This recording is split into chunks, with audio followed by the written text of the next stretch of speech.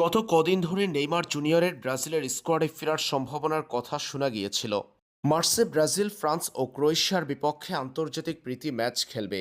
সেই দুই ম্যাচে নেইমার জুনিয়রকে স্কোয়াডে অন্তর্ভুক্ত করতে পারেন কার্লো আনচেলত্তি।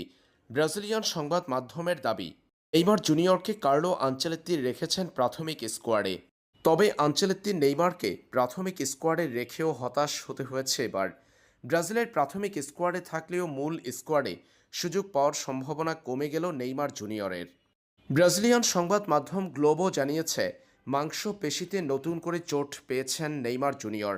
ব্রাজিল জাতীয় দলের জার্সিতে ৭৯ গোল করা তারকা এই ব্রাজিলিয়ান ফরওয়ার্ডকে দেখার জন্য মিরাসল স্টেডিয়ামে বসে খেলা দেখার কথা জানিয়েছেন কার্লো আনচেলত্তি। আগামী সোমবার প্রীতি ম্যাচ দুটির জন্য ব্রাজিল চূড়ান্ত স্কোয়াড ঘোষণা করবেন। এর আগে আরেকটু খেলোয়াড়দের দেখে নেওয়ার জন্য মিরাসলের বিপক্ষে সান্তোসের ম্যাচটি মাঠে বসেই দেখবেন কার্লো আনচেলত্তি। সেই ম্যাচে খেলা হচ্ছে না নেইমার জুনিয়রের। সান্তোস মিরাসল ম্যাচে যে আনচেলত্তির চোখ থাকতো নেইমার জুনিয়রের উপর, তাতে কোনো সন্দেহ নেই।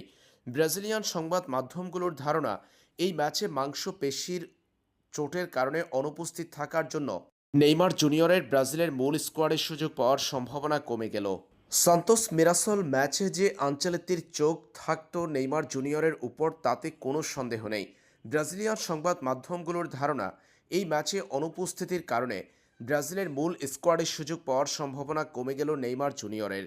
সংবাদ মাধ্যম গ্লোবো জানিয়েছে, নেইমার তার চোটের ব্যাপারে সান্তোসকে জানিয়েছে আগেই, তাই সান্তোস মিরাসলের বিপক্ষে ম্যাচটিতে নেইমার জুনিয়রকে বিশ্রামে দিয়েছে। আগামী রোববার সেরিয়ার আরেক ম্যাচ কারেন্থিয়ান্সের বিপক্ষে খেলবেন নেইমার।